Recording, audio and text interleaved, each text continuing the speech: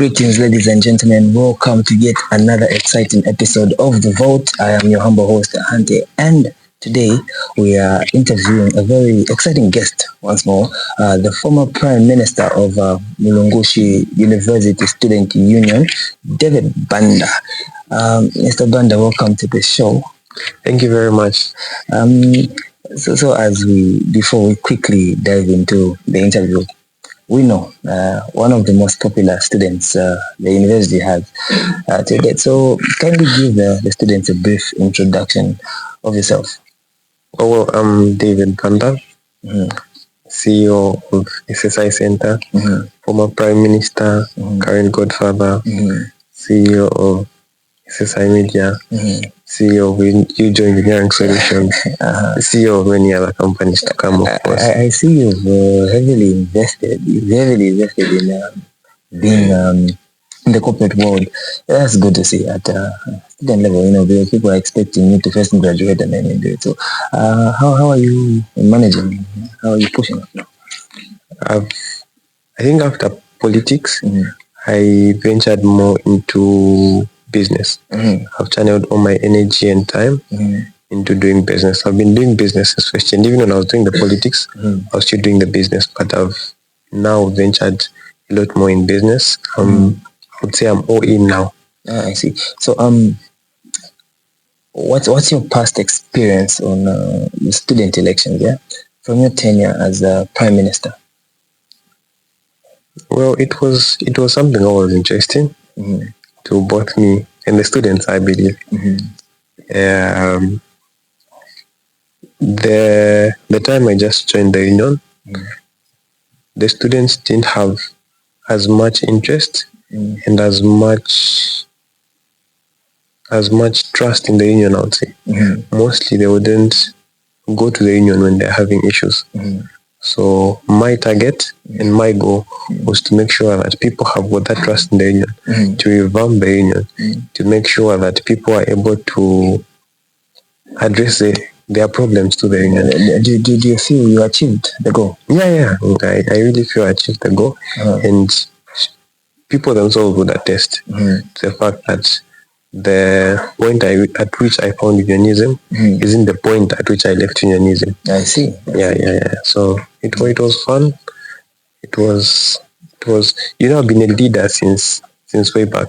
Okay. Yeah, I was a head boy in high school. I've done many leadership positions in school, in the community, and even when I came to university. But as Prime Minister, it was the very first time I was having that high level of leadership, which was involving, which was able to have that impact on the students. And I believe at least I achieved that much impact on the students. And just as I said, I achieved the targets and things that I wanted to achieve. Now, David, just to take us back into history, so you had you were the most popular candidate then, right? When you won Prime Minister. So the elections after, you had contested for Vice President, and you won by quite a margin. It was a landslide, to be very honest. The ratio was, again, the percentage was? That was 79 to 21. 79 to 21, and the 21 was shared among the other two. That was for Prime Minister, it was 51 to 49. Then the other candidates shared the 49. 49, yes. And for Vice President was the one that was 79 to 21. 21 was what we were just told. Yeah, just a told. So Andrew then. Yes. Okay. But then an unfortunate turn of events happened where we had where the school was celebrating, your voters were celebrating. They are now the Vice President. Then we later heard that you got disqualified. Kindly tell us what actually happened, because most of us are not in the light with what happened. What really happened for your disqualification to come through?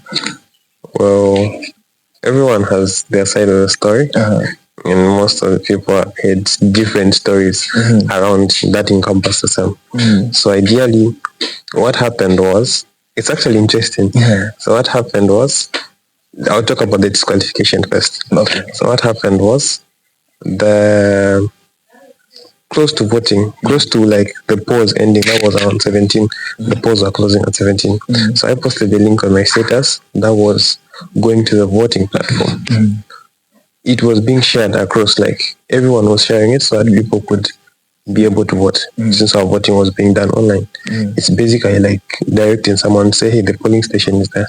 So people would go to the platform and would vote for whichever candidate they would want to vote for. So when the link was posted, the first person who saw the link, clicked on the link, was part of the Electoral Commission, I would say. Clicked on the link, then the face that it brought was my face. So here's the thing. When you have already voted, when you click the voting link, when you go there, it shows you the faces of the people you voted for. So that's the current system. Yes, no, that's how it was. Okay. That's how it is even now. So if you haven't voted, you will vote. But after you have voted and you try to vote or you try to click the link, it will show you for the candidate that you voted for. So you mean they didn't know that it does that? Apparently they didn't. Because what had happened is immediately I clicked, it brought my face. So the person was like, David has posted the link that is voting for himself. So now the other person tried to check. So the person from the Electoral Commission voted for you. Exactly. I see. That's the interesting part. So now what happened is, try the other person. So that's when the whole thing now was tabled. But David, I'm failing to understand. So if it's somebody that voted for you and was your fan, how then did they report you? That's actually the confusing part as well, but it's I don't know what came in that person's mind, but that was what happened. Yes, and I actually know a person, but you can't. These are names that we can't mention here. Okay. Yes, yes, but that's actually what transpired. So it was brought up to now there's the Electoral Commission, and then there's the observers. So like each observer has got each candidate has got an observer that they send to go and check out how the polls and everything is going on. So it was tabled to them. So by the time they were getting to realize that this thing actually, because they had to find someone who had not voted for me, which was hard to find by the way. Yes, exactly. So once that happened, that's when they had realized to say, the situation is actually like this. But then even by then, the thing was already brought to the table and the situation was already tense. And after that, I was called to come and explain what went on. So I was called and I explained and all that and whatnot. And then there was a debate as to whether that was soliciting for votes or not. Because then after that, it was, for me, I feel it was a thing where even after finding out that this isn't wrong, you still try to find the wrong in that same right and get it right. Exactly. Yes, so now it was a question of whether that was soliciting for votes or not. So my disqualification was based on that link. If I thought it was soliciting for votes or not. By the way, the link didn't say vote for me or vote for who. It was just a link that when you click, it directs you to the voting platform. Long story short, and by the way, there were like some external hands involved and there were some people and there were some meetings both in the Electoral Commission and management that I can't talk about here because those were closed door meetings. Yes, so if I'm to review what happened in those meetings, there would be questions of how do you know that information? Definitely. Yes, and who gave you access to that information, of course. Yes, so after that, then the decision came now to disqualify based on the premise that was soliciting for votes. Whether or not that was not soliciting or soliciting, is up to the people to determine, but I feel it wasn't soliciting for the votes. So that happened and the disqualification happened. So upon announcing the votes to say, okay, we have these votes, it was announced from the first candidate to the vice president, to the president, without the vice president. Then the vice president was now announced to say, these were the votes, but we've disqualified this person and we've declared this person as winner. So you're saying they acted too quick. They didn't get to first analyze, so they acted before then, like how do they announce before scrutinizing the extent, the situation, right? So they did not do the proper investigation.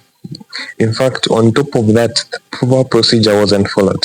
According to our constitution, in case there's such a thing, you have to call both parties. You call the parties involved. You hear the situation out. There's a time frame, there's a period in how you do these things. And even when you disqualify a candidate, you don't declare the other person as the person who has won. Because in democracy, the people get to choose their leader. So if one leader is disqualified, you have to do fresh elections, so that even the person that's going to come will be chosen by the people themselves. So now, not to cut you short, because the show has limited time and we're running within the. So, what's your analysis on these forthcoming elections?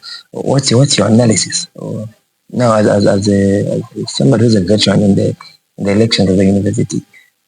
Well, with interest of time, we'll not go to like each and every position, but they are very, very interesting. And it's good to see a lot of people trying to make a change, trying to come forward and see how they can help the students. But I feel it's, I'll give an example of the presidential seat. All of the presidents were previously in power. Okay. Yeah, so that levels the playing field for everyone. Because mostly when in politics, student politics, when there's a new leader has emerged and they are standing against a leader who was in power, there is a question with the leader that was in power as to what have you done. And then most people want to have change in government. So now you've really mentioned an interesting topic. So from your analysis, what have they done? Have they delivered according to what you wanted as a student? All of them, since they were all in the previous regime. So for myself, for yourself, yes. So now, for myself, I've been in the union, so I feel bringing up an opinion as to whether or not they've delivered according to what they delivered to would come from like my perspective, but would be narrated in different ways. Other people would view it as coming from hate. Other people would view it as coming from, why are you saying that they didn't do this? And when you did this, so you think you're the only person who can do this and stuff like that. But what I'm going to tell you is, in every situation or in any leadership position, even outside leadership, you should ask yourself if the objective was met. I'll give you an example, a quick example. A car, the main objective of the car is to move from point A to point B. If the vehicle can't move from point A to point B, it will be called a useless vehicle. You're going to argue and say, it has got nice aesthetics. Yes, musicians can pose on it, but can it move from point A to point B? No, you come in and argue to say, it has got nice air conditioning, so I can go in it and chill, but can it move from point A to point B? You're going to argue and say, no, it has got a nice sound system, it makes some noise, you can be using it, but can it move from point A to point B? If it can't move, we're going to call it a useless car. So I'll give you did the vehicle move? No, I'll not say whether the vehicle moved or not. The other example I'll give, for example, is that of, I'll give two examples, by the way. So we are going to have a speaker, a normal speaker. It can play music. That's the main objective of a speaker, is to play music. But you're going to argue and say, maybe we can sit on it, but can it play music? It can, so we're going to call it a useless speaker. But if the same chair was meant like the same way the speaker is made up, as long as you can sit on it, whether you can play music or not, we're going to call it a useful speaker. So what should come in and ask the union is, what is the objective of the union in the first place? And then the second question that you're going to ask is, was the objective met? So as long as the objective was not met, then the union has not succeeded in activities. So what's the objective of the union in this case? So I was trying as much as possible not to side with this side or that side. This is a very neutral program. This is an interview, and we want the viewers to get to know so that they're able to judge. What I believe is the main objective of the union is to speak for the students. That's one. Second is to mobilize activities for the students, because at the end of the day, this one person will not come up with an activity by themselves, but to try to engage the union and also facilitate if other people are going to organize for such activities. So there are other things that are going to be done, secondary things that will be done other than these shows that will be organized, things that will be done, but the main objective is to speak for the students. So that's the question that every viewer should ask. Did they speak for the students? So ladies and gentlemen, you hear David is saying, ask yourself this question: did the previous union speak for the students? And this is in consideration that everyone that is vying for the presidential position was in the previous regime. It's an even playing field, right? Because there's none of them are going to say they are a little more special than the other. And another question that I want to ask you, who's in the previous in politics, right? We've noticed that the same people that were in the previous team have just reshuffled positions. Are we saying we are curtailing to still do what because the previous auditorial report has raised eyebrows for the students. They say, but how come they use 60,000 to go to Livingston? So now, following that, these people have dismantled themselves, but again reorganized themselves in different positions. What's your take on that? Are we voting for the same people in the office, or what do you say about that? Oh, I don't want to. I could have mentioned, by the way, in the start of this interview, is after what happened, I've tried as much as possible to be politically neutral. Yes. And actually not participate in any political activities in the background or in the foreground. So talking about such a topic is kind of controversial because all the three, it is neutral because all the three were in the previous region. What I would say is I will be as objective as possible and I'll be as neutral as possible. What mostly happens is, even when I was Prime Minister, I wanted to stand again as Vice President, of which I stood, and because of what I had delivered, the people wanted me back again in such numbers, because mostly you understand that it's very hard to bounce back in politics, because just as I said, people want a change, and people want to know what you had done for them, and only if people have that enough confidence in you, will they put you back in power. Mostly you want to stand again because there are things you feel you didn't do that you might want to do right, or there are things that you had done right that you want to do more of. You want to continue from point B to point C. You had moved from point A to point B, but now you want to move a step further. So there are many times that people in politics who want to continue for dubious reasons. Maybe you had left some skeleton in one of the closets and you want to go back so that you can get it out. Yes, such things do happen, but I am not one to point out and say he did that, he did that, he did that, he did that. Yeah, because many other times that some audit reports, for example, will not make sense here and there, and many people are going to question some prices. But you get to notice that me, as someone who has been in the union, for example, when you're going to get quotations for the union or an institution, you'll find that the price will be hiked a bit, because when they deliver, the money doesn't come there and then, because their money has a whole lot of procedure. There is procurement, there is people that have to sign, there is the bank, and when the money comes out, it goes through the auditors, it goes through the financial staff, then that's when it goes back to them. So you find that in a period of 2 months, maybe after you deliver, 1 month, 2 months, that's when your money comes back. So most businessmen will try to hike their prices so that it accounts for that period, because in business, if someone is holding on to your money, they are holding on to your capital, and it's like they are creeping your business. So most people, if they don't refuse, will actually give you a quotation that's higher, because the other thing is there are always shifts in currencies. There's always things like inflation.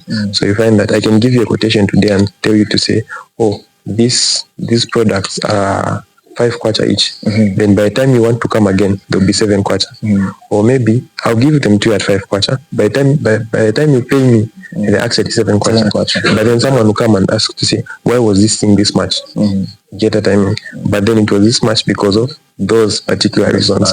So sometimes there are things that in audit reports might not make sense, but they actually make sense when you dive deep. But of course, there are times that you'll be like, how can this go to this amount? Then you still have to question the minister involved. Of course, the audit reports are for everyone to see, and you can go to any minister and question them.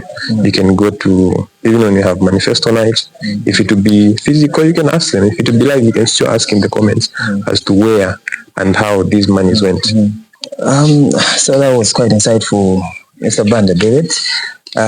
But because we have limited time, like I said on the show, we unfortunately have to come to the end of the show. any last words for you to encourage the candidates that are contesting for these elections, so that they just have caution on how to carry themselves and conduct in 30 seconds?